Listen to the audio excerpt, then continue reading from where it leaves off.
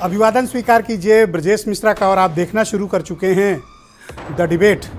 बहनों भाइयों, उत्तर प्रदेश में दिल्ली के अध्यादेश के बहाने एक अलायंस तैयार करने की कोशिश हो रही है, अपोजिशन माइनस बीएसपी।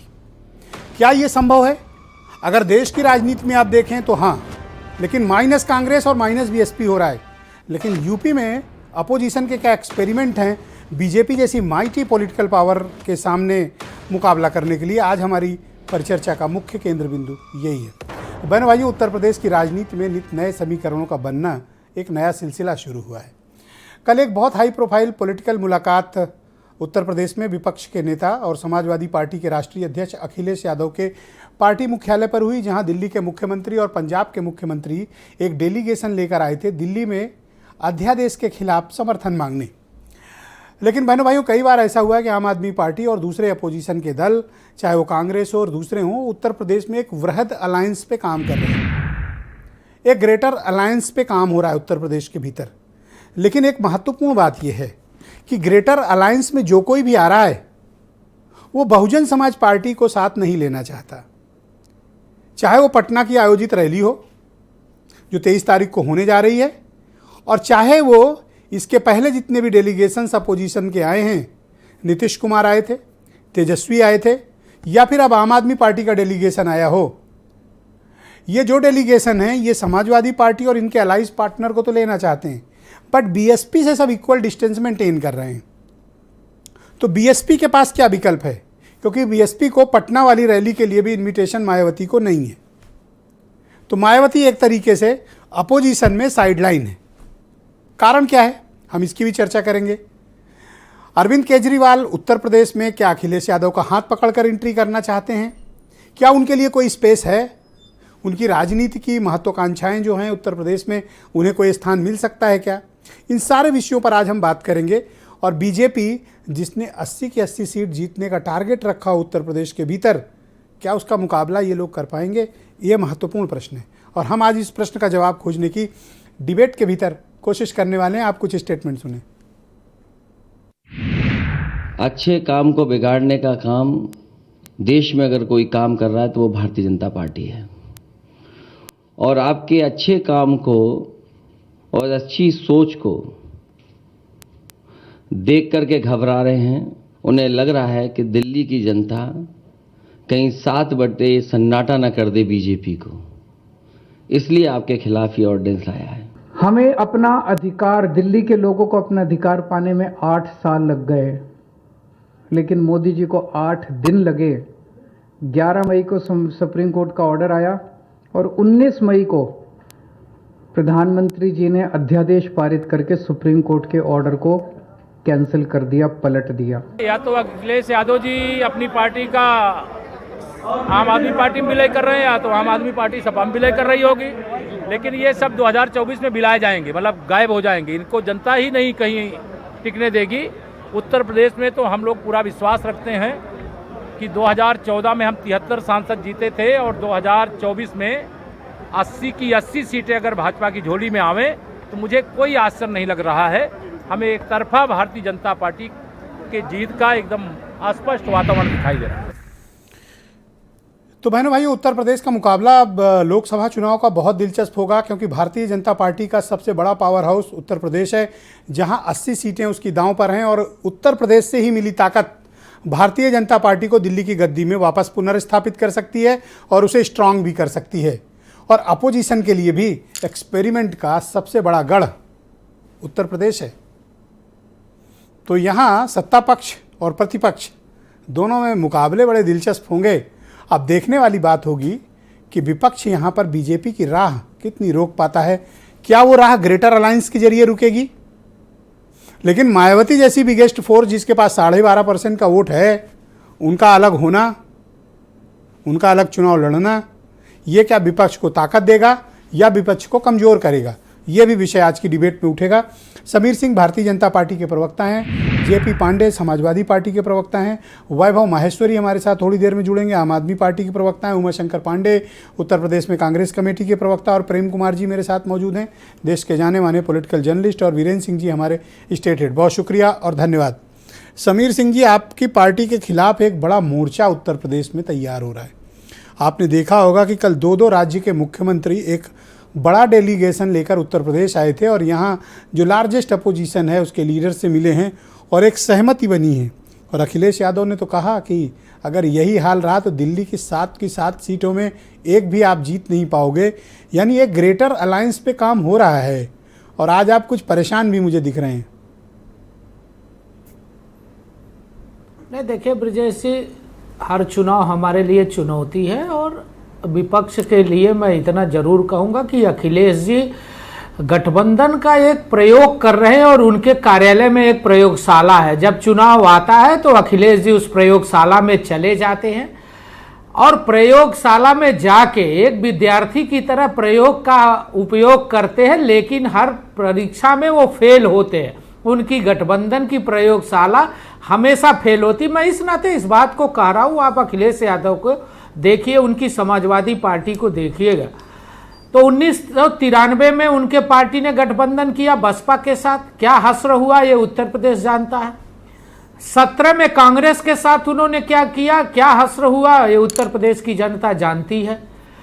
2019 में बहन मायावती के साथ उन्होंने गठबंधन किया, क्या हश्र हुआ जानता है। 22 में उन्होंने किया, क्या हश्र हुआ लोकदल के साथ और राजभर की पार्टी के साथ। आज राजभर जी उनकी पार्टी के गठबंधन के साथी थे, क्या प्रतिक्रिया है उनकी ये किसी से छुपा नहीं। ये अरविंद केजरीवाल और अखिलेश यादव की वार्ता कोई उत्तर प्रदेश की और दिल्ली की भलाई के लिए नहीं है ब्रजेश जी, ये ठगबंधन है और उत्तर प्रदेश और दिल्ली के जनता को लूटने के लिए, उसके विकास को रोकने के लिए, उसकी तरक्की को रोकने के लिए एक तरीका है कि कैसे हम सत्ता पर काबिज हो जाए। लेकिन मैं बड़े विश्वास के साथ आपको कहता हूं कि उत्तर प्रदेश और दिल्ली की जनता का गठबंधन भारतीय आप विपक्ष को बहुत कमजोर मानते हैं, लेकिन मैं आपको एक डेटा बताना चाहता हूं कि लास्ट असेंबली इलेक्शन में समाजवादी पार्टी का जो सोशलिस्ट अलायंस है 36% वोट शेयर उनके पास था। 36% वोट शेयर उनके पास था, तो लिहाजा उनको कमजोर ना आका जाए। नहीं, देखिए ब्रजेश जी, जब डाटा की बात आप करते हैं तो 2019 में बसपा और सपा के वोट परसेंटेज क्या थे और इनको सीट क्या मिली। 2017 में सीट क्या मिली। 2022 के अंदर अभी आप विधानसभा के चुनाव हुए, इनके गठबंधन का क्या हश्र रहा। तो इनको आप कोई चिंता का विषय मानते हो, इनको सीरियस ले रहे हो या आपके लिए इनसिग्निफिकेंट है इनकी मुलाकात? ये चिंता के नहीं, ये चिंता का विषय नहीं है। ये निश्चित रूप से उत्तर प्रदेश और देश की जनता जानती है कि ये भ्रष्ट लोग हैं, ये अपनी कुर्सी के लिए कुछ भी करेंगे और सत्ता पाने के लिए कोई भी गठबंधन करने को तैयार है। इसी नाते मैंने कहा ये गठबंधन नहीं, ये ठगबंधन है। आप देखिए इधर एक फैशन चला है जी। शरद 30 सेकंड और लेंगे ब्रजेश जी। शरद पवार जी मुलाकात करते हैं, नीतीश कुमार जी मुलाकात की श्रेणी में जाते हैं, केसीआर दौड़ के आते हैं मिलने, अखिलेश जी केसीआर से मिलते हैं। आप देखें बिहार के अंदर क्या हो रहा है, उद्धव ठाकरे जी संपर्क अभियान चलाते हैं। ये सब अपने अपने स्वार्थों की लड़ाई में एक दूसरे को चाहते हैं कि वो उनकी मदद करें, लेकिन देश की जनता मोदी जी के साथ है, विकास के साथ है, तरक्की के साथ है और आज भारत तेजी से आगे बढ़ रहा है। इस नाते देश की जनता। जेपी पांडे, समाजवादी पार्टी के प्रवक्ता। पांडे जी, स्वागत आपका। एक तो ये मुलाकात के मायने क्या है, क्या कोई किसी ग्रेटर अलायंस पर आपकी पार्टी काम कर रही है? और बीजेपी का कहना ये तो ठगबंधन है, इनसिग्निफिकेंट मानते हैं और आपको सीरियस भी नहीं मानते हैं, लेकिन नाराज भी हैं इस मुलाकात से। अब देखिए केजरीवाल जी की जो वक्ती मुलाकात है, घोषित है, वो तो स्वाभाविक है कि एक लोकप्रिय सरकार है, जनता द्वारा निर्वाचित है, उसके लोकतांत्रिक अधिकारों के हनन के लिए जिस तरह से अध्यादेश आया है तो उस पे समाजवादी पार्टी के हर लोकतांत्रिक दल की खुली नीति रही है। निश्चित रूप पे उस स्तर पे तो हम केजरीवाल जी के साथ ही हैं। अब ये स्वाभाविक है कि 2024 का चुनाव सन्निकट है, तो उसमें मीडिया में एक कयास लगाया जाएगा और ये निश्चित रूप से जो हमारी दोस्ती होगी वो कहीं ना कहीं 24 को भी एक पृष्ठभूमि तैयार करेगी। और जो हमारे मित्र कह रहे थे कि केसीआर जी का या फिर पवार साहब का नाम बड़े हिकारत से ले रहे थे ये, तो वो इनकी वास्तविकता ये है कि ये ज़मीन सियासत की खिसक गई है और उससे इनकी ये हताशा है। चूंकि पिछले 30 चुनाव अगर उठा के आप देख लीजिए विधानसभा स्तर के, तो केवल 6 में ये जीते हैं। और Bharat union of the state है, अगर राज्यों से भगवा उतर गया मित्र, तो आप पाकिस्तान के राज्यों के बल पे थोड़ी जीतेंगे। आप जिसको बड़ी हिकारत से देख रहे हैं वो उनकी सरकारें हैं, ममता जी की हो, बीजू पटनायक की हो, पवार साहब को आप हल्के में मत लीजिए, बिहार में आपकी सरकार चली गई, और यहाँ उत्तर प्रदेश में 12% वोट हमने आपका कम किया है। और जहाँ तक ये है कि पर लगातार चुनाव आप हार रहे हो, कितने एक्सपेरिमेंट किए? उनका एक्सपेरिमेंट वाली बात तो ठीक है, आपने कांग्रेस के साथ एक्सपेरिमेंट किया, आपने बीएसपी के साथ एक्सपेरिमेंट किया, आपने सोशलिस्ट अलायंस बनाया 2022 में, बट वो एक्सपेरिमेंट आपको सत्ता तक पहुंचने नहीं दे रहे हैं। यानी वो फार्मूला अभी आपके पास है नहीं, फेल हो जा रहा है आपका फार्मूला। नहीं, देखिए प्रयोगशाला तो सबसे बड़ी जनसंघ और भाजपा रही है। अगर इनका इतिहास उठा के देख लीजिए, उत्तर प्रदेश में जिस हार का मजाक भी ये उड़ा रहे थे, हमारी तो जब से स्थापना हुई या तो हम सत्ता में रहे या प्रतिपक्ष में रहे हैं, लेकिन ये प्रयोग सतत रूप से करते हुए सत्ता से अगर गायब हुए तो नंबर 3 पे रहते हैं, और दशकों रहे हैं। बहन जी नंबर 2 पे रही हैं। अच्छा, एक बात बताइए, जितने भी डेलीगेशंस आते हैं, क्या आप लोग कोई कंडीशन इम्पोज कर रहे हैं कि मायावती से कोई नहीं मिलेगा, क्योंकि इसके पहले नीतीश और तेजस्वी भी नहीं मिले और अब आम आदमी पार्टी का भी डेलीगेशन नहीं मिल रहा है, आप मायावती से दूरी की कोई शर्त रखें क्या? देखिए, बहन जी के प्रति जितना सम्मानित दृष्टिकोण हमारा राष्ट्रीय नेतृत्व प्रदर्शित कर चुका है वो किसी से छिपा नहीं है, 2019 में भी, और निश्चित रूप से व्यक्तिगत टिप्पणी भी हमारा राष्ट्रीय नेतृत्व या कोई भी हमारे संगठन से नहीं जाती है। अब ये दुर्भाग्य है कि अपनी प्रॉपर्टी बचाने के चक्कर में बहन जी अपनी पार्टी को मनुवादियों के हाथों नीलाम कर रही हैं। उनकी घोषित अघोषित ऐसी नीतियां हैं जिससे दलित चेतना के, बहुजन विरासत के सभी लोग बड़े बेचैन हैं और वो समाजवादी नेतृत्व की ओर आशा से देख रहे हैं। निश्चित रूप से बहुजनों के हक पे डकैती डालने हम मनुवादियों को नहीं देंगे। उनकी लड़ाई समाजवादी पार्टी लड़ेगी। पे काम कर रहे हैं, उसमें बहुजन समाज पार्टी के लिए भी कोई स्थान आपने छोड़ा है? अब ये तो बहन जी को तय करना, उनसे पूछिए, क्योंकि उनको निश्चित रूप से ये चुनाव साधारण नहीं है। और आप तो आपके साथ कह तो दिया है।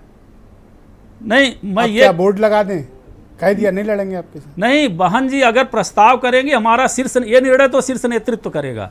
और शीर्ष नेतृत्व हमेशा सकारात्मक रहता है इस अलोकतांत्रिक सरकार के लिए बहुजन समाज पार्टी या मायावती अनटचेबल नहीं है? बिल्कुल नहीं है। हम तो भाजपा के मनुवाद के विरुद्ध ही लड़े, सामाजिक न्याय की लड़ाई है या दलित चेतना के हम बड़े भाई छोटे भाई लड़ाई लड़ रही हैं, आपकी पार्टी ऐसा मानती है? जी, बहन जी भी वही लड़ाई तो लड़ रही हैं। नहीं, देखिए वो लड़ाई साझी है, चूंकि दलित और पिछड़े गांव, गरीब किसान में चले जाइए तो जो नियंत्रण, निषेध, तिरस्कार, अपमान झेला है हम लोगों ने, बड़े भाई छोटे भाई का अंतर, जो मनुवादी आज सत्ता में बैठे, वो निश्चित रूप से कहिए कि हम अगर सामाजिक न्याय की बात करेंगे तो हमें कहा जाएगा जातिवाद। आम आदमी पार्टी से किसी अलायंस पर आपका विचार है क्या? अब ये तो भविष्य के गर्भ में है, लेकिन ये लोहिया जी कहते थे कि निरंकुशता को हटाने के लिए हम शैतान से भी हाथ मिला लेंगे। तो अभी अगर लोकतंत्र को बचाना है, सामाजिक न्याय की विरासत को बचाना है, तो भाजपा के खिलाफ सबके लिए दरवाजे खुले। जस्ट सेकंड पांडे, शैतान कौन? नहीं, शैतान लोहिया जैसा व्यक्ति अगर कहता था तो शैतान का मतलब रावण को ऋषि के लड़के थे, तुलसीदास लिखे राक्षस, तो वो राक्षस प्रतीकात्मक है। ऐसी हर ताकत जो लोकतंत्र में विश्वास नहीं करती, जो सामाजिक न्याय को कुचल रही है, वो राक्षस है, और राक्षस भाजपा। राजनीति में प्रतीकों का ही इस्तेमाल किया जाता है और आपने शैतान शब्द का इस्तेमाल किया। कौन है वो शैतान?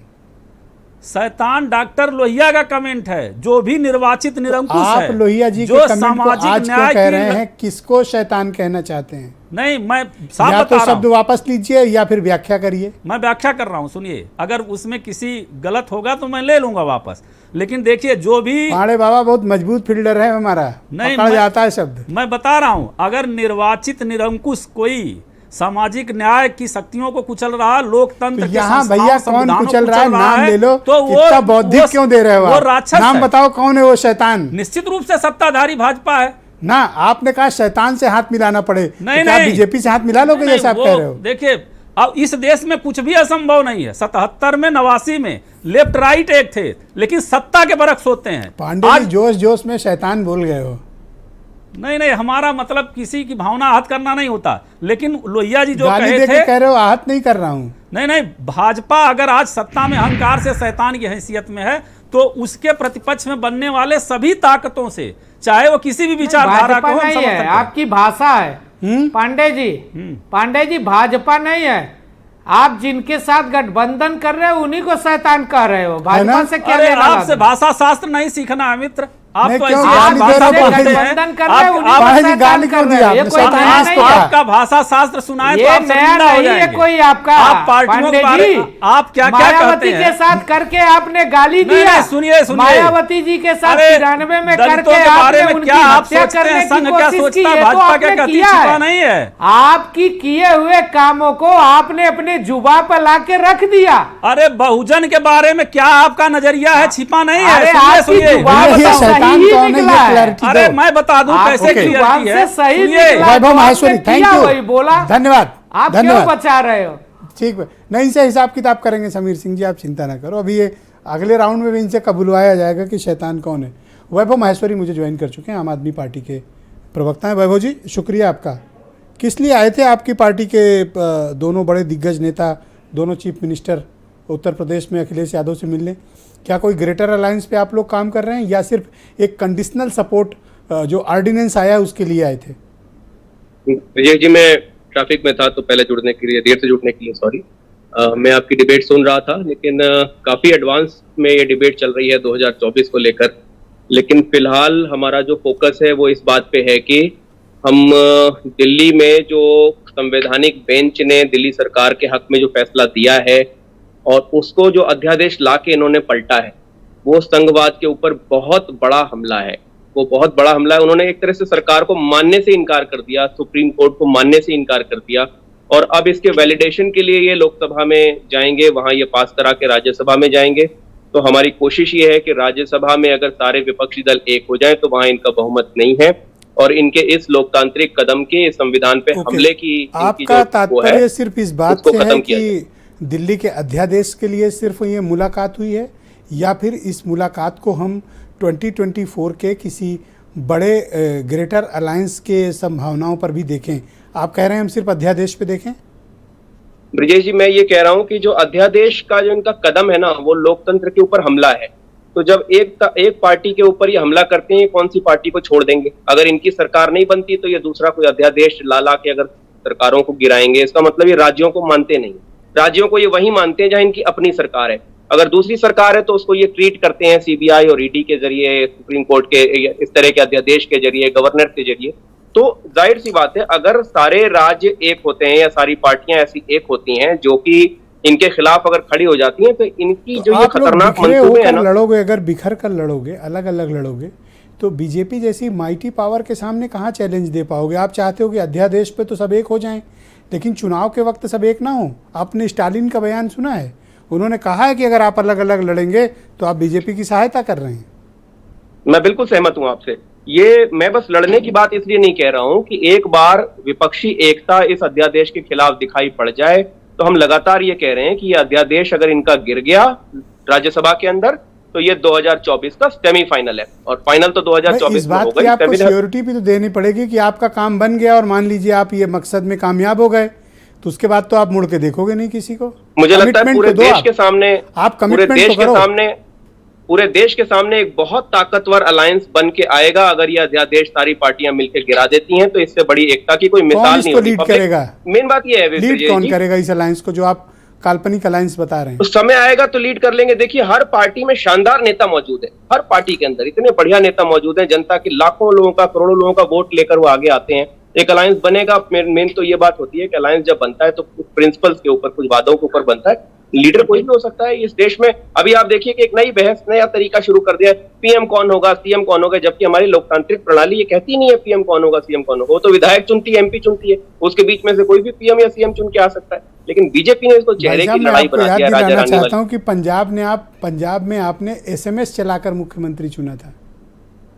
बहुत अच्छी तरीका है ब्रिजेश जी, ये पब्लिक से पूछना, पब्लिक का पार्टिसिपेशन लेना। संसदीय प्रणाली तो नहीं कहती जो आप अभी कह रहे थे कि आप एसएमएस चला के मुख्यमंत्री चुनोगे? मैं बिल्कुल ये कह रहा हूं कि हमारे जो कैंडिडेट चुनाव लड़ रहे थे उन्हीं के बीच में से पब्लिक से कहा गया कि आप कौन से लोगों को मुख्यमंत्री चुनना चाहते हैं। पब्लिक ने अपनी ओपिनियन दी, लेकिन जाहिर सी बात है उस ओपिनियन के बेस पर सीएम बनाया नहीं जाता, लेकिन एक प्रोजेक्शन किया जाता है। खैर, मैं ये कह रहा था कि कुल मिला के ये जो ऑपोजिशन के ऊपर, ये जो संविधान के ऊपर इन्होंने हमला किया है, इसके ऊपर रिएक्शन मैं समझ गया आपकी बात। पूरे देश। क्या हम ये माने कि जो कल केजरीवाल और अखिलेश यादव की मीटिंग है ये सिर्फ एक मुद्दे विशेष को लेकर है और इसका कोई ग्रेटर अलायंस से कोई ताल्लुक नहीं है? पक्का? बिल्कुल नहीं कह सकते ऐसा, बिल्कुल नहीं कह सकते तो ऐसा। कह दो भैया, जो अगर ठीक लगे। अगर ये बताओ। सारी पार्टियां मिलकर बीजेपी के इस संविधान के ऊपर हमले को विफल कर देती हैं, तो उसके बाद 2024 में भी कोई बहुत बड़ा विकल्प देश के सामने आने वाला है। बहुत शुक्रिया आपका। प्रेम कुमार जी मेरे साथ मौजूद हैं, जाने माने पत्रकार हैं। प्रेम कुमार जी, शुक्रिया आपका। ये मिलना भी चाहते हैं, ये लोग इकट्ठे भी होना चाहते हैं, साथ दिखते भी हैं, लेकिन साथ एक प्लेटफॉर्म पे आकर कोई एक निर्णय करके कोई ग्रेटर अलायंस पे उसको शेप देते हुए नहीं दिखते हैं। सधे हुए नपे हुए शब्दों का इस्तेमाल होता है, लेकिन इनका कोई अलायंस आकार लेते हुए नहीं दिखता है। मीटिंग्स तो होती हैं, लेकिन उसका कोई राजनीतिक कोई एक शेप नहीं बन रहा है। जी, मैं बीजेपी प्रवक्ता समीर जी की बात से सहमत होते हुए बात को आगे बढ़ाता हूं कि स्वार्थ होता है, हर राजनीतिक दल का स्वार्थ होता है। और स्वार्थ क्या है? आज एग्जिस्टेंस का सवाल भी एक स्वार्थ है, और जो आम आदमी पार्टी जिस बात को लेकर के आई है, यह भी स्वार्थ भी है और सार्वजनिक सवाल भी है, और संघीय ढांचे से जुड़ा हुआ भी सवाल है। एक ऐसे समय में जब कई राजनीतिक दलों की राष्ट्रीय मान्यता, राष्ट्रीय पार्टी के रूप में मान्यता खत्म हो गई, आम आदमी पार्टी ने इसको अचीव किया।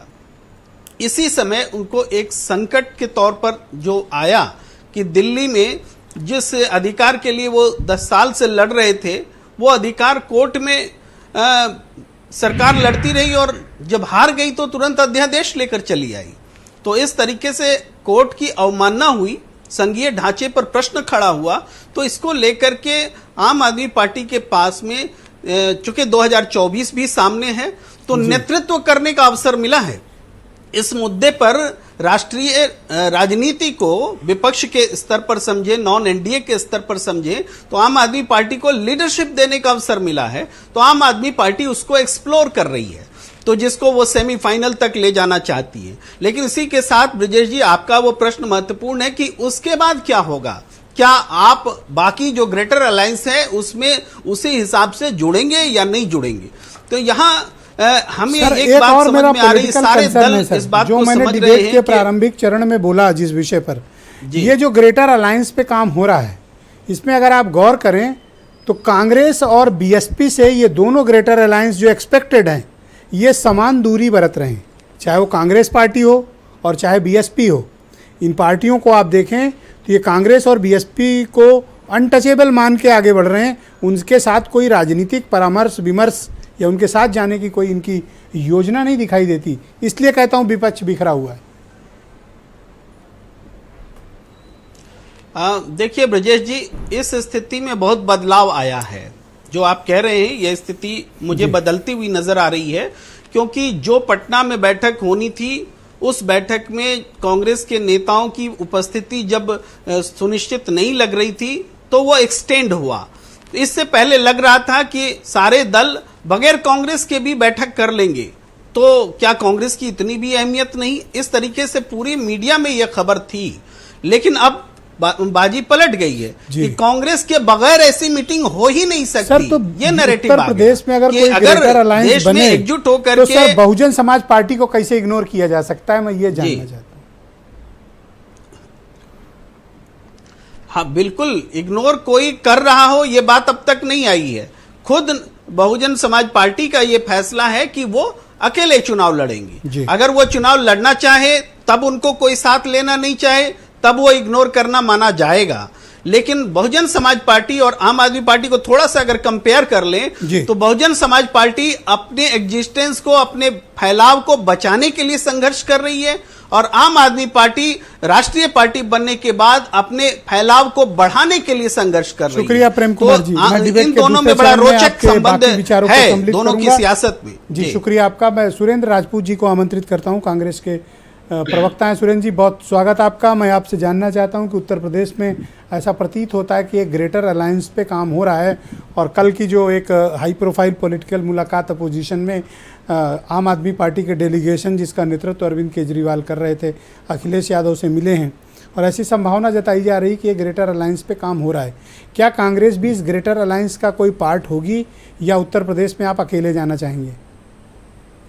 ब्रजेश जी, सबसे पहले तो मैं आपको बहुत स्पष्ट करूं, जो मेरी जानकारी है जी। वो जानकारी में ये आया है कि सिर्फ अरविंद केजरीवाल और उनकी पूरी जो भगवंत मान सहित सारे बाकी सारे लोग थे, वो एक पर्टिकुलर अध्यादेश में समर्थन के सिलसिले में आए थे यहाँ पर। इसके अलावा उस मीटिंग का कोई लेना देना नहीं था, मतलब नहीं था, क्योंकि वो मीटिंग जो होनी है वो 23 तारीख को होनी है, शेड्यूल्ड है। 23 तारीख में सभी लोग साथ में बैठ रहे हैं।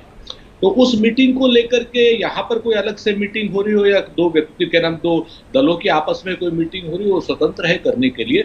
लेकिन जो मेरी निश्चित जानकारी है उसका मैं आपकी जानकारी पर विश्वास भी करता हूँ और आपसे समझना चाहता हूँ कि 23 तारीख को जो ग्रेटर रैली आप लोगों की महा रैली हो रही है पटना में अलायंस पार्टनर्स की, तो उसमें अरविंद केजरीवाल भी आमंत्रित हैं?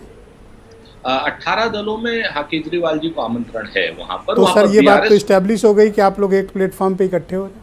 नहीं, मसला ये नहीं है। मसला तो सबसे बड़ी चीज है कि आज की डेट में जब संवैधानिक संस्थाओं को लूटा जा रहा है, तोड़ा जा रहा है, देश की आम आइन पर, देश के संविधान पर एक कुठाराघात किया जा रहा है, तो वो दर्द तो सभी को हो रहा है, भले आपस में एक दूसरे से आप सहमत हो या असहमत हो। ये जो सबसे बड़ी बात अरविंद केजरीवाल जी की है, अगर हम उनकी सिर्फ एक पर्टिकुलर बात को उससे ज्यादा नहीं कहूंगा, क्योंकि एकता में बहुत सी चीजें आपको फॉरगो करनी पड़ती हैं, तो उनकी विश्वसनीयता को लेकर के गंभीर प्रश्न सभी लोगों के पास में है। जब उन्हें आवश्यकता होती है तब वो सबके पास जाते हैं, और जब उन्हें आवश्यकता नहीं होती तो सर जब आपका दिल जला है तो पटना में दिल मिलेगा कैसे सर? मैं बताता हूं आपसे, मैं आपसे बताऊं कि आज की डेट में मुद्दे इंपॉर्टेंट है, हमारे मतभेद इंपॉर्टेंट नहीं है। मुद्दे इतने बड़े हो गए हैं कि आज संविधान खतरे में है। हम और आप बाद में लड़ लेंगे ब्रजेश जी, अगर मेरे और आपके कोई सैद्धांतिक मतभेद है तो मैं और बाप बाद में लड़ लेंगे। सर मेरे तो आपसे बिल्कुल मतभेद नहीं है, मैं तो आपके साथ चाय पीना चाहता हूँ और समीर सिंह को भी कहता हूँ आए चाय पिए। सर नहीं, हम सब लोग आपस में एक साथ, लेकिन जो सैद्धांतिक मतभेद है अगर आप ध्यान से देखेंगे देश के संदर्भ में, तो आज की डेट में लोकतंत्र में क्या नाम 5 जजेस सड़क पर आते हैं आपके सामने, 1:30 बजे सीबीआई को के डायरेक्टर को चेंज कर दिया जाता है, आपके सामने है कि जितना ज्यादा पहलवानों सर मैं आपको इंटरप्ट नहीं कर रहा हूं, बस एक सवाल ही जानना चाहता हूं। आपने कहा कि ये लोग तो सिर्फ अध्यादेश के लिए लखनऊ में मिले हैं, कोई मतलब नहीं है, तो सर ये 23 तारीख को काहे लिए इकट्ठे हो रहे हो फिर? नहीं, मैंने ये नहीं कहा कोई मतलब नहीं है। फिर मेरे आप पत्रकार हैं और आप देश के ख्यातिलब्ध पत्रकार हैं, और आप उन पत्रकारों से बिल्कुल अलग हैं जिनको हम गोदी मीडिया या सत्ता समर्थक मीडिया कहते हैं। तो आप इस तरीके की बात नहीं कह सकते, हमें पता। मैंने ये कहा उनसे, मैंने बहुत स्पष्ट रूप से कहा कि साहब जो यहाँ पर आए थे, जो मेरी जानकारी थी, वो अध्यादेश के समर्थन के लिए आए थे और अखिलेश जी ने उनको समर्थन दिया है। बहुत साफ सी बात है। कल का जो मतलब मैंने प्रेस कॉन्फ्रेंस सुनी है उनकी, विपक्षी एकता की जो बैठक है वो 23 तारीख को सभी लोगों के साथ हो रही है, जिसमें अखिलेश जी सहित तमाम विपक्षी सर उसी को मैंने ग्रेटर अलायंस का नाम दिया है कि ये मानता हूं कि लखनऊ या दूसरी जगह जो बैठे वो पॉकेट्स में हो रही है। हाँ। और एक बात है, आप लोग बीएसपी को इतना अनटचेबल क्यों मानते हो? नहीं, हम उनको भी बुलाओ ना 23 तारीख को। बीएसपी ने बहुत स्पष्ट स्टैंड दे दिया है कि वो चुनाव पूर्व किसी से कोई बात नहीं कर रहे हैं, किसी से कोई समझौता नहीं कर रहे हैं, और लगातार उनकी जो परिस्थितियां, जो परिस्थितिजन्य साक्ष्य कहते हैं, वो कहीं ना कहीं किसी न किसी रूप में दबाव में सत्ता के समर्थन करने पर या तो मजबूर है या उनकी अपनी कोई इच्छा होगी। तो हम तो बहुत स्पष्ट रूप से कहते हैं कि ग्रेटर अलायंस जो बृहत्तर जो एकता कोशिश है वो हम पूरी जारी रखेंगे। क्या नाम पोरबंदर से लेकर के और अरुणाचल तक और कश्मीर तो से लेकर बहन जी से क्यों नहीं डेलीगेशन मिलता? मिलिए, पूछिए आखिर उनके क्या विचार हैं। सर मैं वही, आप लोग दरवाजे क्यों बंद किए हुए हैं? नहीं, आपने नहीं दरवाजे बंद किए, मायावती जी से पूछिए। मैं तो चाहता हूं कि आप जैसा तो सर कहिए, ऑन एयर कहिए, सर लाइव चल रहा है कि बहन जी हम मिलना चाहते हैं या बात करना चाहते हैं। मैं ब्रजेश जी और समीर सिंह की मौजूदगी में ये बात कह रहे हैं। नहीं, मैं ब्रजेश जी से जरूर ये पूछता हूं कि मायावती जी लगातार ऐसी बातें क्यों करती हैं कि हम कोई चुनाव पूर्व समझौता नहीं करेंगे। मायावती जी अगर खुल करके साथ आना चाहें तो मायावती जी आए, बात करें, और बात करने से तमाम चीजों के समाधान निकलते हैं। नंबर 1। नंबर 2, जो मेरी महत्वपूर्ण बात है वो सुन लीजिए। कश्मीर से लेकर कन्याकुमारी तक और पोरबंदर से लेकर के अगरतला तक कांग्रेस सार्वदेशिक रूप से भारतीय जनता पार्टी के सामने खड़ी है, और जहां जहां पर जो जगहें क्षेत्रीय दलों के जो प्रभाव वाले क्षेत्र हैं, चाहे ममता जी का हो, चाहे उत्तर प्रदेश में अखिलेश जी का हो, बिहार में नीतीश जी का हो, और तेजस्वी जी का हो, और क्या नाम आपका तमिलनाडु में स्टालिन साहब सहित सारे लोगों का हो, सभी लोगों को साथ में रख करके वीरेन जी भी हमारे साथ आ गए। धन्यवाद सुरेन जी। जहां पर हम मोदी वर्सेस मुद्दा करेंगे, व्यक्ति वर्सेस व्यक्ति नहीं करेंगे, आगे आने वाले 23 तारीख को आपको बहुत सी चीजें क्लियर होंगी। ये जो कल की मीटिंग थी तो खेले अध्यादेश के लिए थी। असली मीटिंग 23 को है सर, 23 से शुरुआत है सर। आप देखिएगा, इनको कर्नाटक से शुरू किया है उखाड़ना, इनको हम पूरे देश तो से जिस अरविंद केजरीवाल से दिल जला है उनके बगल में बैठोगे ना सर, प्रॉब्लम तो नहीं कोई सर? नहीं, हमने तो कहा ना कि मुद्दे इतने बड़े हैं, संवैधानिक रूप से इतनी दिक्कतें हैं आज की डेट में, सब लोग इस समय बहुत शुक्रिया आपका सर। वीरेन सिंह जी भी आ गए डिबेट में। वीरेन जी स्वागत आपका है। उन्हें अपना विश्वास, कल की एक तो मुलाकात के मैं आपसे पॉलिटिकल मायने समझना चाहता हूं, और दूसरा 23 तारीख को ये लोग एक ग्रेटर मीटिंग कर रहे हैं, बड़ी रैली कर रहे हैं पटना में, उसमें ये सारे जिनके भी छोटे छोटे भी मतभेद हैं भुलाकर इकट्ठे हो रहे हैं। और तीसरा आपसे प्रश्न है, मायावती को ये लोग अनटचेबल क्यों मानते हैं? देखिए, केजरीवाल इस देश में एक ऐसी पार्टी को लेकर चल रहे हैं जो राष्ट्रीय फलक पर अपनी उसने तेजी से पहचान बनाई है। इसमें कोई शक नहीं कि उनकी 2 राज्यों में सरकार है और वो 2 मुख्यमंत्री एक साथ चलते हैं। ये अध्यादेश को राज्यसभा में गिराने के लिए समर्थन मांगने निकले हैं, लेकिन पिछले 9 साल से मोदी की सरकार चल रही है और कभी कोई अध्यादेश उनका राज्यसभा में गिरा नहीं। तो उनके अध्यादेश तो पारित हो जाते हैं, पारित हो जाएंगे, लेकिन इस बहाने केजरीवाल राष्ट्रीय स्तर पर एक माहौल बना रहे हैं और लोगों को, दलों को जोड़ने की कोशिश में हैं।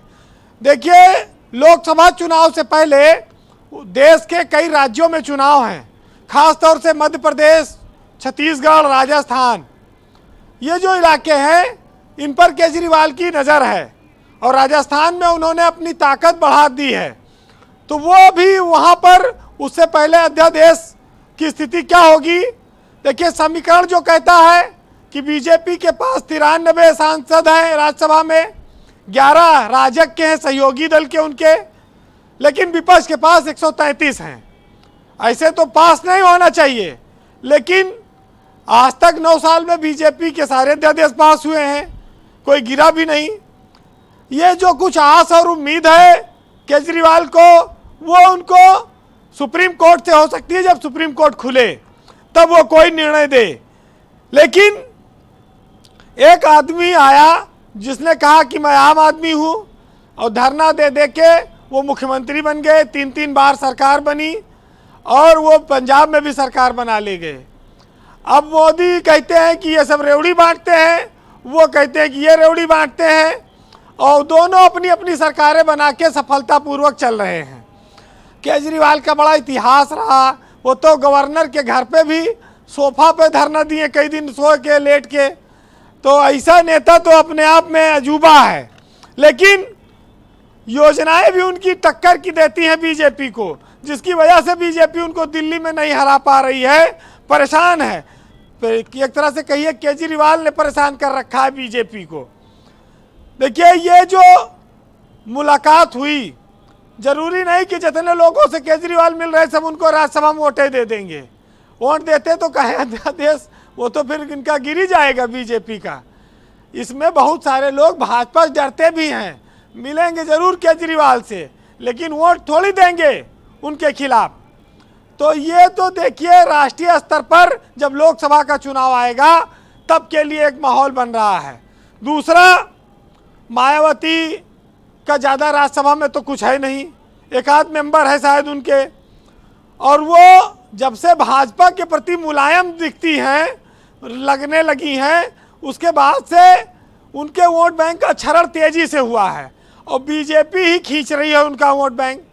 तो वहाँ लोगों को मालूम है कि यहाँ ज़्यादा समय देने से कोई बहुत लाभ होने वाला नहीं है, क्योंकि उत्तर प्रदेश की जो सियासत है, वो जो आपने कहा कि बीजेपी का पावर हाउस है, यहाँ पर योगी एक ऐसा चेहरा है जो मोदी और योगी की जो जोड़ी है वो सफाया कर रही है, लगातार चुनावों में वो जीत रहे हैं। तो अब लोकसभा में भी उनका टारगेट है कि 70+ जीतेंगे, 75 जीतेंगे। वो तो कहते हैं, केशव मौर्य कहते हैं 80 जीत जाएंगे। ब्रजेश पाठक और उनके सारे मंत्री लगे हैं कि चुनाव जिताया जाए, लोकसभा का इतिहास बनाए। तो ये जो इनकी फौज है वो बड़ी तैयारी से है। अब बीजेपी अगर पूरे देश में हार जाए और यूपी में जीत गई तो केंद्र में सरकार बनाने से उसको नहीं रोक पाएंगे। इसलिए यूपी बीजेपी के लिए बहुत महत्वपूर्ण है और लगातार दूसरी बार उनकी सरकार है दोनों जगहों पर। तो ये बहुत साफ है कि आम आदमी पार्टी एक तेजी से बढ़ती हुई पार्टी है। उनके पास केजरीवाल जैसे नेता हैं और वो बीजेपी के लिए एक बड़ा खतरा है, लेकिन उत्तर प्रदेश में भी उनको बहुत मेहनत करनी पड़ेगी। अभी यूपी में अगर अखिलेश यादव के साथ उनका कोई गठबंधन हो या कांग्रेस का, तो एक स्वाभाविक लड़ाई बनेगी।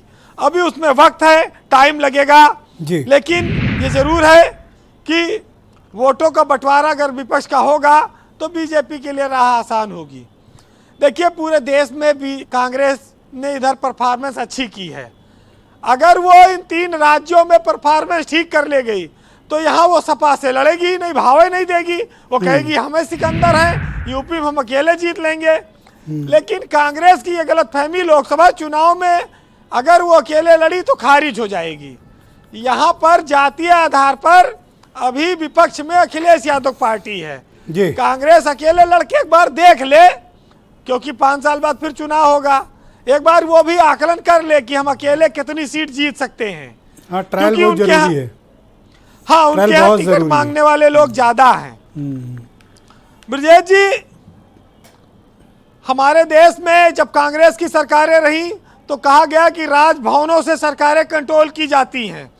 जब बीजेपी की सरकार आ गई तो कहा जा रहा है कि राजभवन हेडक्वार्टर हो गए बीजेपी के।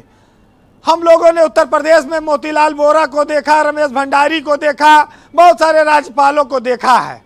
अतीत लोग भूल जाते हैं, उनको याद रखना पड़ना चाहिए कि कैसे सरकारें गिराई और बनाई जाती थी, धारा 356 का इस्तेमाल कैसे होता था। लेकिन अब वो दौर चला गया, बड़ी टेक्निकलिटी आ गई, सुप्रीम कोर्ट से बड़ी निर्देश हैं। हो सकता है केजरीवाल फिर सुप्रीम कोर्ट जाएं और वहाँ से उनको कोई राहत मिले। लेकिन गवर्नर के आगे दिल्ली में उनकी मजबूरी है। गवर्नर के लोकतंत्र में चुनी हुई सरकारों को अधिकार होना चाहिए, लेकिन जब गवर्नर की सरकार चलाना है तो चुनाव कराते हो। ख़त्म कर दो विशेष दर्जा या अर्ध राज्य का दर्जा, कम से कम दिल्ली में पूरा केंद्र शासित प्रदेश हो जाए, जिससे कि सेंट्रल गवर्नमेंट अपने हिसाब से चीज़ें कर सके, क्योंकि दिल्ली देश की राजधानी है। और सरकार को चाहिए अध्यादेश की लड़ाई के बजाय दर्जा खत्म करे कि आगे अब दिल्ली में तो चुनाव ना हो, और हो तो पूर्ण राज्य का चुनाव हो। वो संभव नहीं है। बहरहाल सुनिएगा, एक दिन मैंने कहा था, केजरीवाल के बहुत पुराने साथी हैं, गवर्नर से उनके संघर्ष चलते रहते केजरीवाल का, उस पर उन्होंने लिखा है जी कि अधूरी कहानी के किसी किरदार जैसे हैं, और जहां खबरें दबावों में हैं उस अखबार जैसे हैं। और हमें तो जनता ने दिल के चुनावों में जिताया है, मगर गवर्नर के यहाँ बंधक सरकार जैसे हैं। सुरेंद्र राजपूत बड़े दबाव में है कि अभी शेर का जवाब वो आपका कैसे देंगे। समीर सिंह मेरे साथ मौजूद हैं, भारतीय जनता पार्टी के प्रवक्ता हैं। समीर सिंह जी, ऐसा क्यों प्रतीत होता है कि हिमाचल प्रदेश, दिल्ली एमसीडी के चुनाव और कर्नाटक में आपकी पार्टी की हार के बाद आप दबाव में हैं और आपका सारा दारोमदार सिर्फ उत्तर प्रदेश पर जाके टिका हुआ है, क्योंकि उत्तर प्रदेश ही आपकी पार्टी के लिए आत्मा है और पावर हाउस है, और यहाँ आप दबाव में दिख रहे हैं? नहीं ब्रजेश जी, देखिए मैंने पहले भी कहा कि कोई दबाव नहीं है। हम जनता के साथ गठबंधन किए हैं और आदरणीय मोदी जी का विश्वास, जनता पर भरोसा है और विश्वास है, जनता मोदी जी के साथ है। रही बात अभी हमारे सुरेंद्र राजपूत जी जो बात कह रहे थे, कि उस बात से ये प्रतीत होता है कि जो मैं कह रहा था परसों प्रारंभ में कि ये स्वार्थ का गठबंधन, अरविंद केजरीवाल जी अध्यादेश गिराने के लिए चल रहे हैं, नीतीश कुमार जी कुर्सी पाने के लिए चल रहे हैं, और भारतीय जनता पार्टी के नेता आदरणीय प्रधानमंत्री जी नरेंद्र मोदी जी जनता के भलाई के लिए और देश को विश्व गुरु बनाने के लिए काम कर रहे हैं। इस देश ने पहले भी गठबंधन को देखा ब्रजेश जी, चंद्रशेखर जी अकेले सांसद को कांग्रेस ने प्रधानमंत्री बना दिया था। देवेगौड़ा इस देश के प्रधानमंत्री रहे हैं, इंद्र कुमार गुजराल इस देश के प्रधानमंत्री रहे हैं, और देश का हश्र क्या हुआ है ये देश की जनता जानती है। और अभी मैं आम आदमी पार्टी को सुन रहा था, ये इनके भ्रष्टाचार को छुपाने का प्रयास है अरविंद केजरीवाल का। शराब नीति में कौन भ्रष्टाचार है? गुजराल और देवेगौड़ा का अच्छा प्रधानमंत्री नहीं मानते? नहीं, मैं ये नहीं कहता अच्छे प्रधानमंत्री नहीं थे। देश उस समय निर्णयों के मामले में जब आप जाएंगे तो देश जानता है कि कैसे कैसे निर्णय हुए, चंद्रशेखर जी के रहते कैसे निर्णय हुए। मैं इस बहस में नहीं जाता, लेकिन इतना जरूर कहना चाहता हूं कि अरविंद केजरीवाल जी अपने भ्रष्टाचार को छुपाने के लिए ये चाहते हैं कि हमारा भ्रष्टाचार चलता रहे, जिसको छुपाने के लिए वो प्रयास कर रहे हैं, जिसको सुरेंद्र राजपूत जी ने प्रमाणित किया। मैं ये कह रहा हूं ब्रजेश जी, और कहीं ना कहीं आम आदमी पार्टी की जो भ्रष्टाचार की नीति है वो दिल्ली की भी जनता जान गई है, वो पंजाब की भी जनता जान गई है, और अरविंद केजरीवाल के बारे में अब कुछ भी शेष नहीं बचा है। जिस प्रकार से उन्होंने अपने घर में सरकारी पैसे का दुरुपयोग किया, और जेपी पांडे जी समाजवादी पार्टी के प्रवक्ता ने कहा कि साहब हम किसी से भी गठबंधन कर सकते हैं, हम वो बात कहना नहीं चाहते, दोहराना नहीं चाहते ब्रजेश जी, लेकिन ये जरूर करूंगा कि इनकी भावना बसपा के बारे में, कांग्रेस के बारे में वही है जो ये कह रहे हैं, और ये चरितार्थ करते हैं। पांडे जी, बसपा के बारे में जो बात इन्होंने कही निश्चित रूप से वो खेदजनक है। ओके, वैभव माहेश्वरी गो अहेड। काफी कुछ कह दिया है इन्होंने, तो जवाब आपको देना चाहिए। बिल्कुल वही 9 साल से रटाया काफी कुछ कहे जा रहे हैं, भारत को विश्वगुरु बनाए जा रहे हैं, अपनी देश की सरकारों को गिराए जा रहे हैं, अध्यादेश पे अध्यादेश लाए जा रहे हैं, सीबीआई ईडी के छापे मरवाए जा रहे हैं, और उसके बाद भी इतने आत्ममुग्ध हो रखे हैं बिल्कुल कि बहुत ही। लेकिन नैतिकता का बड़ा उच्च मानदंड वाली बात करते हैं समीर जी, एकदम इतना मतलब कि इतना संस्कारी टाइप की डिबेट कर रहे हैं समीर जी, और इनके काम देख लीजिए। अभी वो बेटी बचाओ बेटी पढ़ाओ पर चल रहा था, और साथ में प्रधानमंत्री जी का तमाम बेटियों पर लेक्चर चल रहा है, जंतर मंतर में पुलिस मार रही है, वहां लोकतंत्र में एकदम दंडवत हुए चले जा रहे हैं, संसद भवन में बाहर बेटियों को पुलिस घसीट रही है। इतना ज्यादा नंगा नाच सत्ता का कभी किसी ने देखा नहीं है कि डिबेट में बड़े बढ़िया है, कल देखिए यूपी में क्या कांड हो गया बताइए, उठा के यूपी जो है ना सबसे घटिया कानून व्यवस्था है यहाँ की, और जो इन्होंने एक ब्रांडिंग बना दी है कि यूपी की कानून व्यवस्था बड़ी बढ़िया है। कानून व्यवस्था क्या बुलडोजर चलाने से चलती है? क्या न्यायपालिका नहीं है यहाँ पर? क्या यहाँ पर तंत्र नहीं है? क्या यहाँ संविधान नहीं है? यूपी में बुलडोजर चल रहा है इसलिए यहाँ की न्यायपालिका अच्छी हो गई। बुलडोजर सेलेक्टिव घरों में जाता है, जाके गिरा देता है। बुलडोजर क्या पूरे अपराधी का घर गिराता है? अपराधी के परिवार के साथ अन्याय नहीं करता है। तो ये कोई इनको तरीका नहीं पता है कि ये 12वीं शताब्दी में भी जी रहे हैं कि किसका घर उजाड़ देना है, किसको बर्बाद कर देना है, इसको ये कानून व्यवस्था बताते हैं। कोविड के टाइम में देखा था पैरासीटामोल नहीं मिल रही थी, और दिल्ली के मेट्रो में इनके बोर्ड लग गए थे नंबर 1 है कोविड मैनेजमेंट, यानी अस्पताल इनसे बन नहीं पाते, स्कूल का इनको आज जाकर दिल्ली के उद्घाटन में एक यूनिवर्सिटी के उद्घाटन में एलजी साहब ने गुंडों की तरह तमाशा किया। आप देखिए शर्मिंदा हो रहा था। क्या किया आज उन्होंने? एलजी साहब चले गए भाजपा के तमाम लोगों को लेकर, उन्होंने एक यूनिवर्सिटी का जो प्रोग्राम होता है, कितना गरिमामयी प्रोग्राम होता है, आपको भ्रष्टाचार करने की छूट दे दी भाजपा के नारे लगा रहे हैं। वीडियो जारी करती है कि स्कूलों की मैं ये कह रहा हूँ कि कुल मिलाकर ये समीर जी को ये समझ में आता है कि नहीं आता है कि सुप्रीम कोर्ट के संवैधानिक बेंच ने फैसला दिया कि 62 सीटों वाली एक प्रचंड बहुमत की सरकार अपना काम करे, और अगर उन्होंने इसकी व्याख्या कर दी तो इनको इसको पलटने की जरूरत क्या थी? इनको क्या दिक्कत आ रही थी तो सरकार काम करे? इनको क्या दिक्कत आ रही है चुनाव मुख्यमंत्री अपने अधीनस्थों का ट्रांसफर कर सके, पोस्टिंग कर? आपकी विश्वसनीयता पर कांग्रेस को प्रश्न चिन्ह उठाती है? 100% प्रश्न चिन्ह उठाएं। पक्ष और विपक्ष का ये काम होता है कि वो प्रश्न करें और दूसरा उसका जवाब दे, लेकिन ये थोड़ी कांग्रेस को करना है कि कोई उसको संविधान ही देश का खत्म कर देना है। ये थोड़ी करना है, ये तो सिर्फ भाजपा ही कर सकती है ना। अकेली एक पार्टी कर सकती है कि उसको संविधान पे भरोसा नहीं है, उसको गांधी पे भरोसा नहीं है, उसको हमारे शहीदों की शहादत पे भरोसा नहीं है, उसको हमारी आजादी की कीमत नहीं पता है, उनको ये मालूम है कि संविधान है, इसको तोड़ मोड़ के खत्म करो। इनका बस चले तो चुनाव भी ना होने दें आगे। क्या तो ये कह रहे हैं समीर सिंह पांडे जी?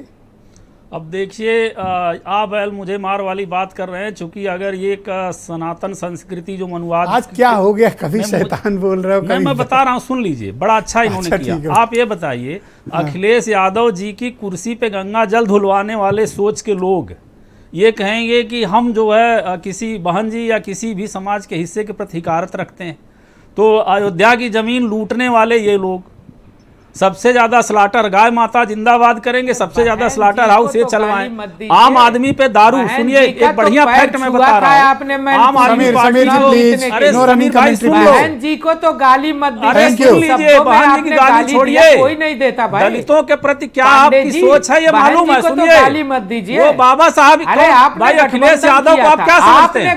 आप गंगा जल से धुलवाते हैं पिछड़े दलित की कुर्सी, आप ये जानते हैं पिछड़े दलित को आप मानते ही नहीं क्या आदमी? आप वोट के दिन बाबा जी हिंदू बन जाते हैं, बाकी अजय सिंह किस्ट बने रहते हैं। सुनिए, आप ये बताइए, आप बताइए उच्च सदन में दलित पिछड़े कहाँ हैं? नाई धोबी कहार या खटीक बढ़ई ये छोटी जातियां हैं। आप अगर उच्च सदन में सहभागिता देनी होती तो 1/3 100 सदस्यों में 1/3 राजपूत समुदाय को भर दिए आप। कहाँ है पिछड़ा, कहाँ है दलित? जब आपको उच्च सदन में सहभागिता देंगे नहीं, अगर एक मुख्यमंत्री पद पे बैठा व्यक्ति भी जाता है तो गंगा जल धुलाते हैं। और जो दारू की बात आप दिल्ली में कह रहे हैं, सुनिए, आपके पास संघ की कैसी भावना है? बिहार के बॉर्डर पे चले जाइए मित्र, सुन लीजिए, आप भी वही के हैं, सुन लीजिए ध्यान से, भाषण मत दीजिए। आप भारत के संघ भावना को कैसे अवहेलना करते हैं? थैंक यू, धन्यवाद आप दोनों का शुक्रिया, धन्यवाद। 2019 धन्यवाद। गठबंधन के बाद क्या धन्यवाद। था ये उत्तर प्रदेश मुझे 10 सेकंड दीजिए, एक बढ़िया धन्यवाद समीर जी, शुक्रिया Sameer ji, no running commentary please. Okay, 10 uninterrupted 20 second दीजिए। पांडे जी गो। सुनिए, देखिए, ये जो दारू का नाम ले रहे थे, 12,000 करोड़ रुपया रेवेन्यू आता था, 45,000 करोड़ क्यों बढ़ा जानते हैं? बिहार बॉर्डर पे आप चंदौली, आप बलिया, गाजीपुर, गोरखपुर तक चले जाइए, खपत में अप्रत्याशित वृद्धि है। क्यों है? सब बिहार में तस्करी हो रही है। एक राज्य अगर दारू की खपत कम किया हुआ है, उत्तर प्रदेश को लेकर धन्यवाद, बहुत बहुत शुक्रिया पांडे जी, धन्यवाद पांडे जी, धन्यवाद। डिबेट बहुत सिस्टमैटिक चल रही, कृपया सहयोग कीजिए। सुरेंद्र राजपूत जी, क्या उत्तर प्रदेश में कांग्रेस कोई अपना अलग से प्लान बना रही है या कांग्रेस यहाँ किसी अलायंस का हिस्सा बनेगी? कांग्रेस उत्तर प्रदेश को लेकर क्या सोचती है? करते भी चलो, बढ़ते भी चलो, बाजू भी बहुत है, सर भी बहुत, और चलते ही चलो कि अब डेरे मंजिल पे ही डाले जाएंगे। कांग्रेस एक सार्वदेशिक पार्टी है ब्रिजेश भाई। कांग्रेस जितने भी प्लान बना रही है आज की डेट में संविधान को बचाने के लिए बना रही है। आज की डेट में सारे सहयोगियों के साथ इस मायावी शासन का अंत करने के लिए बना रही है। कोई इनके नाभि में तीर मारेगा, कोई इनके सर पे तीर मारेगा, कोई इनके पैर पे तीर मारेगा, और नाभि पे तीर राहुल जी मारेंगे। ये अपने आप में सच है कि कांग्रेस पार्टी इस वक्त देश के आईन को यानी संविधान को बचाने का काम कर रही है। और रही बात उत्तर प्रदेश की, तो निश्चित तौर पर हम उत्तर प्रदेश में सहित पूरे देश में सभी अपने प्रमुख साथियों से बात कर रहे हैं। हमारे यहाँ नेतृत्व वाली समस्या नहीं। राहुल गांधी जी ने जिस दिन से भारत जोड़ो यात्रा की है, आप देखें कर्नाटक में 51 कंस्टिट्यूएंसी से भारत जोड़ो यात्रा निकली थी और उसमें से 40 हम जीते हैं।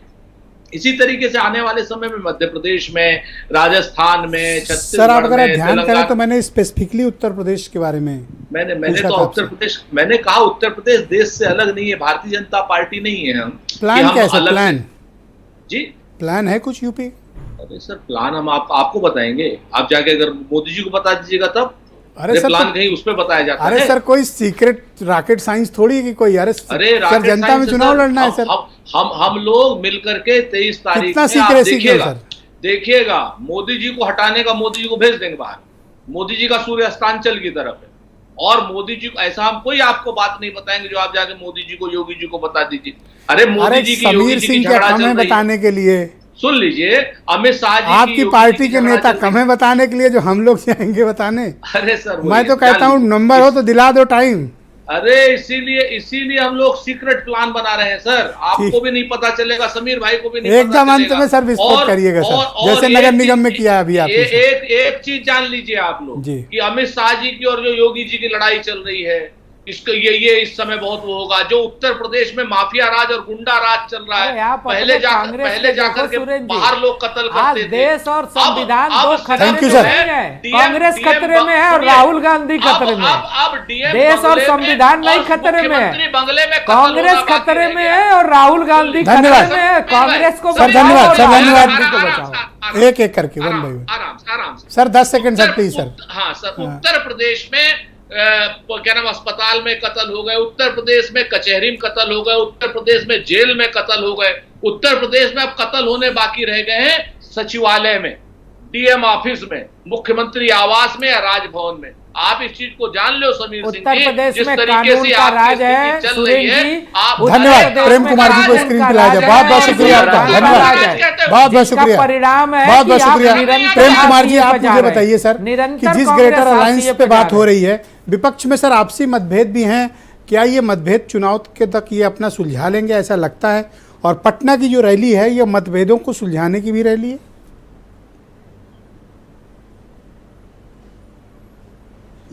देखिए ब्रजेश जी, मतभेद किससे हैं? मतभेद तो सिर्फ इसी बात के हैं ना कि हमारा एग्जिस्टेंस कैसे मजबूत हो, हमारी सीट कोई दूसरी न ले जाए, हमारे प्रदेश में हम लीडरशिप दें, इसी किस्म के मतभेद हैं। तो इसका एक फॉर्मूला तो लगभग जी।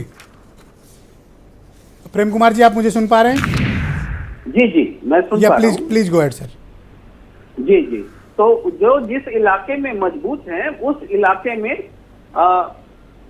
फ्रेम चला गया हमारा। जी, आप तक मेरी आवाज़ नहीं पहुंच पा रही है, फ्रेम भी नहीं मिला, कनेक्टिविटी टूट गई लग रहा है सर। बहुत बहुत शुक्रिया और मैं आप सभी का बहुत धन्यवाद प्रकट करता हूं कि आप सब ने इस पर चर्चा में हिस्सा लिया और अपने अपने पक्ष रखे। आप सबका बहुत बहुत धन्यवाद। और बहनों भाइयों, आप सबका भी बहुत शुक्रिया इस कार्यक्रम को देखने के लिए। धन्यवाद, नमस्कार।